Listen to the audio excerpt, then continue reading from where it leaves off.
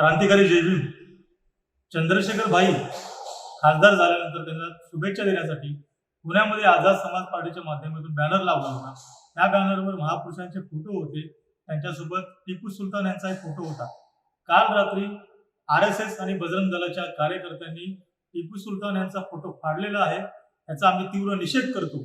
आमचे लीगल सेलचे महाराष्ट्राचे अध्यक्ष तौसिफ शेख त्यांनी पदाधिकाऱ्यांना घेऊन स्थानिक पोलीस स्टेशनला जाऊन FIR नोंदवलेला आहे त्यांच्या विरोधात, परंतु त्यांना अजूनपर्यंत अटक केलेली नाही. लवकरात लवकर त्यांना अटक करावी, अन्यथा भीम आर्मीतर्फे पुण्यामध्ये तीव्र आंदोलन केले जातील. त्याचबरोबर आम्ही टिपू सुलतान यांचा सन्मान म्हणून पुण्यामध्ये टिपू सुलतान यांची एक महारॅली आम्ही काढणार आहोत. त्या मिरवणुकीमध्ये जास्तीत जास्त संख्येने आपण सहभागी व्हावे. जय भीम.